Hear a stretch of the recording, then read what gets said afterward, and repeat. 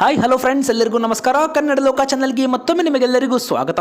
ಗೆಳೆಯರೆ, ನಮ್ಮ ರಾಜ್ಯದ ರೈತರಿಗೆ ರಾಜ್ಯ ಮತ್ತು ಕೇಂದ್ರ ಸರ್ಕಾರದಿಂದ ಮುಖ್ಯವಾದ ಮಾಹಿತಿಗಳು ಬಂದಿದೆ ಫ್ರೆಂಡ್ಸ್. ರೈತರು ಪಡೆದುಕೊಳ್ಳುತ್ತಿರುವ ಕಿಸಾನ್ ಸಮ್ಮಾನ್ ಯೋಜನೆ ಕುರಿತಂತೆ ಮತ್ತೊಂದು ಬಿಗ್ ಅಪ್ಡೇಟ್ ಕೂಡ ಈ ಒಂದು ವಿಡಿಯೋದಲ್ಲಿ ಕಂಪ್ಲೀಟ್ ಆಗಿ ಹೇಳಿದ್ದೇನೆ. ವಿಡಿಯೋ ನೀವು ದಯವಿಟ್ಟು ಪೂರ್ತಿಯಾಗಿ ನೋಡಿ ಫ್ರೆಂಡ್ಸ್. ವಿಡಿಯೋನ ಸ್ಟಾರ್ಟ್ ಮಾಡೋಕ್ಕಿಂತ ಮೊದಲು ಕನ್ನಡ ಲೋಕ ಚಾನಲ್ಗೆ ಇದುವರೆಗೂ ನೀವು ಸಬ್ಸ್ಕ್ರೈಬ್ ಆಗಿಲ್ಲ ಅಂದ್ರೆ ಈಗಲೇ ಫ್ರೀಯಾಗಿ ಸಬ್ಸ್ಕ್ರೈಬ್ ಮಾಡಿ, ಪಕ್ಕದಲ್ಲಿ ಕಾಣಿಸುವ ಬೆಲ್ ಬಟನ್ ಕ್ಲಿಕ್ ಮಾಡಿ, ಆಲ್ ಎನ್ನುವ ಬಟನ್ ಒತ್ತಿ.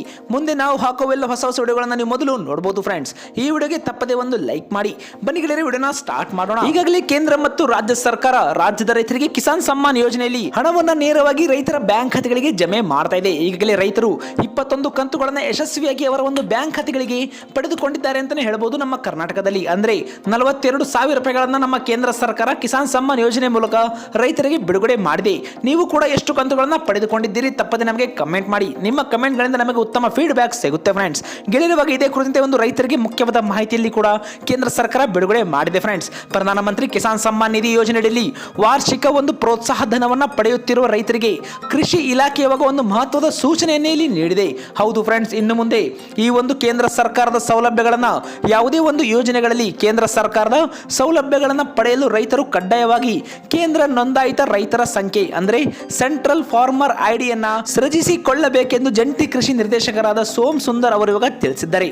ಹೌದು ಫ್ರೆಂಡ್ಸ್, ಪ್ರಧಾನಮಂತ್ರಿ ಕಿಸಾನ್ ಸಮ್ಮಾನ್ ನಿಧಿ ಸೇರಿದಂತೆ ಹಲವಾರು ಒಂದು ಯೋಜನೆಗಳಲ್ಲಿ ಕೇಂದ್ರ ಸರ್ಕಾರ ರೈತರಿಗೆ ಹಣವನ್ನ ಬಿಡುಗಡೆ ಮಾಡುತ್ತೆ. ಇಷ್ಟು ದಿನ ರೈತರ ಹತ್ತಿರ ಇರುವ ಒಂದು ಫ್ರೂಟ್ ಐಡಿ ಜೊತೆ ಇವಾಗ ರೈತರು ಕಡ್ಡಾಯವಾಗಿ ಕೇಂದ್ರ ನೋಂದಾಯಿತ ರೈತರ ಸಂಖ್ಯೆ ಅಂದ್ರೆ ಸೆಂಟ್ರಲ್ ಫಾರ್ಮರ್ ಐಡಿಯನ್ನ ಪಡೆದುಕೊಳ್ಳಬೇಕೆಂದು ಜಂಟಿ ಕೃಷಿ ನಿರ್ದೇಶಕರು ಇವಾಗ ಇಲ್ಲಿ ತಿಳಿಸಿದ್ದಾರೆ. ಹೌದು ಗೆಳೆಯರೆ, ಕೇಂದ್ರ ಸರ್ಕಾರದ ಹೊಸ ಒಂದು ಮಾರ್ಗಸೂಚಿ ಅಂತಾನೆ ಹೇಳಬಹುದು. ಫ್ರೂಟ್ಸ್ ಮತ್ತು ಭೂಮಿ ದತ್ತಾಂಶಗಳ ಒಂದು ಸಮರ್ಪಕ ಜೋಡಣೆ ಅತಿ ಮುಖ್ಯವಾಗಿದೆ.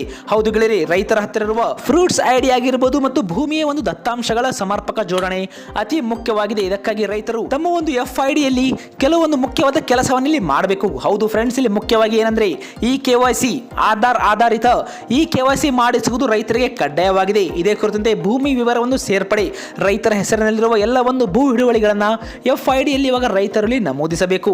ಮೊಬೈಲ್ ಅಪ್ಡೇಟ್ ಅಂತಾನೆ ಹೇಳಬಹುದು ಫ್ರೆಂಡ್ಸ್. ಆಧಾರ್ ಸಂಖ್ಯೆಗೆ ಲಿಂಕ್ ಆಗಿರುವ ಸಕ್ರಿಯ ಮೊಬೈಲ್ ಸಂಖ್ಯೆಯಲ್ಲಿ ಮೊದಲು ರೈತರಲ್ಲಿ ದಾಖಲಿಸಬೇಕು. ಹೌದು ಗೆಳೆಯರೆ, ನಿಮ್ಮ ಒಂದು ಆಧಾರ್ ಕಾರ್ಡ್ಗೆ ಲಿಂಕ್ ಆಗಿರುವ ಒಂದು ಫೋನ್ ನಂಬರ್ ಅನ್ನ ನೀವು ಇಲ್ಲಿ ದಾಖಲೆ ಮಾಡಬೇಕು. ಇದೇ ಕುರಿತಂತೆ ಸಹಮತಿ ಪತ್ರ ಸರ್ಕಾರದ ಯೋಜನೆಗಳಿಗೆ ದತ್ತಾಂಶವನ್ನು ಬಳಸಲು ವಿದ್ಯುನ್ಮಾನ ಮೂಲಕ ಒಪ್ಪಿಗೆ ಕೂಡ ಇಲ್ಲಿ ನೀಡಬೇಕು. ಈ ಒಂದು ಪ್ರಕ್ರಿಯೆ ಪೂರ್ಣಗೊಂಡ ಬಳಿಕ ಸಿಗುವ ಕೇಂದ್ರ ನೋಂದಾಯಿತ ರೈತರ ಸಂಖ್ಯೆಯನ್ನ ಕೇವಲ PM ಕಿಸಾನ್ಗೆ ಮಾತ್ರವಲ್ಲದೆ ಬರ ಪರಿಹಾರ ಆಗಿರಬಹುದು, ಬೆಳೆ ವಿಮೆ ಅಂದ್ರೆ ಕ್ರಾಪ್ ಇನ್ಶೂರೆನ್ಸ್ ಮತ್ತು ಇತರೆ ಒಂದು ಕೃಷಿ ಸಂಬಂಧಿತ ಸಬ್ಸಿಡಿಗಳನ್ನ ರೈತರು ಪಡೆಯಲು ಕಡ್ಡಾಯವಾಗಿ ಬಳಸಲಾಗುತ್ತೆ ಎಂದು ಕೂಡ ಇಲ್ಲಿ ತಿಳಿಸಿದ್ದಾರೆ.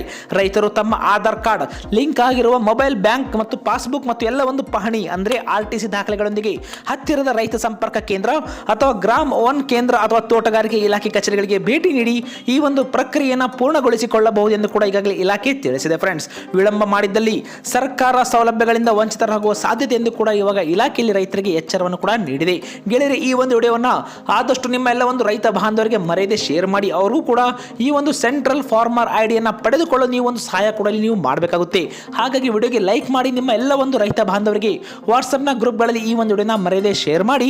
ನಿಮಗೊಂದು ಹೆಚ್ಚಿನ ಒಂದು ಮಾಹಿತಿ ಬೇಕಂದ್ರೆ ನಿಮ್ಮ ಹತ್ತಿರ ಇರುವ ಆಧಾರ್ ಕಾರ್ಡ್, ನಿಮ್ಮ ಒಂದು ಲಿಂಕ್ ಆಗಿರುವ ಮೊಬೈಲ್ ಆಗಿರಬಹುದು ಮತ್ತು ಬ್ಯಾಂಕ್ ಪಾಸ್ಬುಕ್ ಮತ್ತು ಎಲ್ಲ ಒಂದು ಪಹಣಿ ಅಂದ್ರೆ RTC ದಾಖಲೆಗಳೊಂದಿಗೆ ನೀವು ನಿಮ್ಮ ಹತ್ತಿರದ ರೈತ ಸಂಪರ್ಕ ಕೇಂದ್ರ, ಗ್ರಾಮ 1 ಕೇಂದ್ರ ಅಥವಾ ತೋಟಗಾರಿಕೆ ಇಲಾಖೆಯ ಕಚೇರಿಗಳಿಗೂ ಕೂಡ ಭೇಟಿ ನೀಡಿ ಅಲ್ಲಿ ಈ ಒಂದು ಪ್ರಕ್ರಿಯೆಯನ್ನು ನೀವು ಶೀಘ್ರವೇ ಪೂರ್ಣಗೊಳಿಸಬೇಕೆಂದು ಕೂಡ ಈಗಾಗಲೇ ಇಲಾಖೆ ತಿಳಿಸಿದೆ.